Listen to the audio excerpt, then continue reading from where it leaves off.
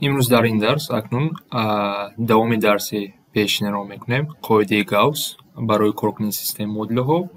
Дар ин дарс мо се модула бо се номаълумот кор мекунем. Чӣ кор мекунем? Биёед аввал аз ҷиҳати фақат коэффициентро нависам. Аз ҷиҳати матрица чӣ мешавад? Коэффициенти x 1 аст, коэффициенти y 3, коэффициенти z -1 аст, 2 1 1 1 -1 -2 ва ҷавобҳоро як хати рост кашида 15 7 ва 0. Акнун дар инҷо мақсади ман чист? Диагоналҳоро ба 1 табдил дода ва таги дар диагонал ададҳоро ба 0 баробар кардан. Вақте ман инро иҷро кунам, баъд модуларо бо осонӣ ҷавобҳошро дида метавонам, яъне ёфта метавонам. Яъне ҳар ин коэффициентро ба ин табдил мекунем. Биёед кор кунем акнун. Дар инҷо навистам. Чӣ кор мекунем? Чӣ хел ивазкунӣ мешавад? Нигоҳ кунед, ман 1 дорам, 2 ва 1 дорам. Ман ҳамин 2 ва 1ро бояд 0 кунам. Чӣ хел иваз мекунам? Ман қатори якумро, қатори дуюмро, қатори 2 тарҳи 2 зарби қатори 1 ва ин ивазшавиро дар қатори 2 ҷойгир мекунам. Яъне ман якум қаторро бо 2 зарб мекунам. Чӣ мешавад? 2 6 - 2 30 ва аз дуюм қатор тарҳ мекунам. Ва бо якбора нависам чӣ ивазкуниҳо мекунам. Қатори сеюмро аз қатори 3 қатори якумро тарҳ мекунам ва ин ивазшавиро дар қатори 3 ҷойгир мекунам. Нависем чӣ мешавад? Қатори 1 дагон ивазшавӣ нест. Ҳама хел мемонад 1 3 -1 ва 15. Акнун дар қатори дуюм дар инҷо 2 ивазшавӣ мешавад. Чӣ хел ивазшавӣ? Қатори 2 тарҳи 2 зарби қатори 1. Хеле фикр кунем 2 зарби қатори 1 инҷа 2 мешавад, тарҳи 2 0. 1 тарҳи 6 -5. 1 тарҳи -2 3 мешавад. 7 тарҳи 30 -23. ин ивазшавӣ дар қатори 2 шуд. Инро ҳал кардам. Акнун қатори 3-ро чӣ хел иваз мекунам? Қатори 3 тарҳи қатори 1 кунам ва ин ивазшавиро дар қатори 3 ҷойгир мекунам. Қатори 3 1 тарҳи 1 0, -1 -3 -4, -2 -1 -1 мешавад.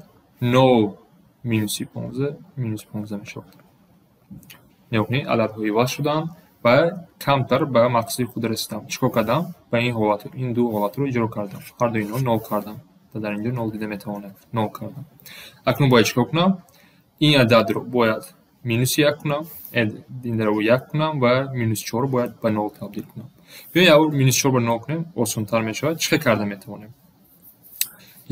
Дуюм аз сеюм қатор тарҳ мекунем.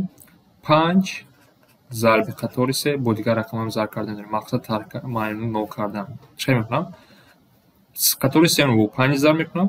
Тарҳи дуюм қаторро бо 4 зарб кунам. Чӣ мешавад? Инҷа 20 мешавад, инҷа -20 тарк кунам 0 мешавад. Ва ин ивазшавиро дар қатори 3 иҷро мекунам.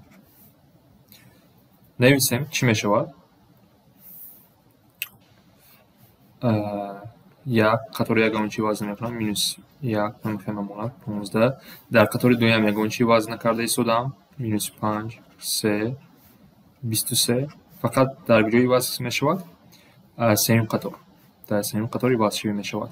Яъне 5 зарби қатори 3, 5 зарби қатори 3 инҷа -20 мешавад. Барои нависем барои наср фаҳмида. Қатори 3-ро бо 5 зарб кунам, чӣ мешавад? 0 -20 -5 -75.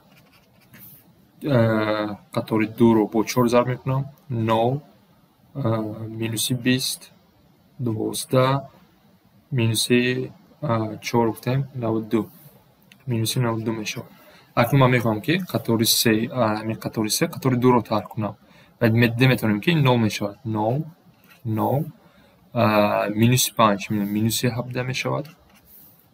-75 -99 плюс 92 мешавад. Чанд мешавад? 17. боз 17 мешавад. 17 мешавад. Акнун камтар корам осон шуд. Акнун чӣ кор мекунам? Ивазшавии ман من باید این رو مینوس 5 رو 1 کنم. قطار دو رو کاری آسان میکنم. همش رو با مینوس 5 تقسیم میکنم. 1 تقسیم 5 ضرب قطار 2 و عوض شوی در قطار 2 شود. و همین چرا رو به قطار 3 میکنم. یعنی قطار 3 مینوس 1 تقسیم 17 اینجا مینوس 1 تقسیم 5 قطار 3 میکنم. عوض شوی در قطار 3 شود. اکنون عوض شوی رو نویسیم. در یکم قطار یکم چی عوض نمیشد؟ 1 3 مینوس 1 15 میموند. دویم قطار چی میشود؟ 9 همش رو به مینوس 1 تقسیم 5 ضرب میکنم. اینجا مینوس 23 بود فراموش کردم. چی میشود؟ 9 1 میشود. اینجا مینوس 3 تقسیم 5 23 تقسیم 5 آخران قطار میشه 9 9 1 و اینجا مینوس 1 میشود. اکنون نگاه میکنیم هم به مقصد خود رسیدیم. چیکار کردیم؟ همه دیاگونال رو به 1 برابر کردیم و در تگ دیاگونال ها عدد رو به 9 برابر کردیم. اکنون برای نحوستر فهمیدن این چی معنی دارد؟ این مدل ما در اصل ساده شد. مدل ما رو فکر کرده میتونه این یک کوفیشنت x جمع 3y مینوس z برابر 15 است. دویم مدل x در اینجا نیست. y مینوس 3 تقسیم 5 z برابر 23 تقسیم 5 و آخرانش z برابر مینوس 1. یعنی وقتی شما اینو میبینید اینجا باید فکر کنید. یعنی z شما برابر است به مینوس 1. یافتیم این رو. وقتی این رو یافتیم با دویم مدل میریم با بالا میرویم. جای z مینوس 1 رو y رو میابیم. y میشود 23 تقسیم 5 مینوس 1 جمع 3 تقسیم 5 میشود. مینوس 3 تقسیم 5 میشود. جمع 24 میشود. y ما 4. وقتی y رو میافتیم با مدل 1 میریم. یک مدل چی میگه؟ x جمع 3 ضرب 4 که y رو ما یافتیم مینوس 1 برابر است به 15. از اینجا اگر ما x رو یابیم x برابر 2. یعنی سیستم مدلی ما کدام جواب رو دارد؟ z برابر مینوس 1 y برابر است به 4 و x برابر است به 2. این است حل کاری سیستم مدل 3 به 3 با یاری قاعده گاوس.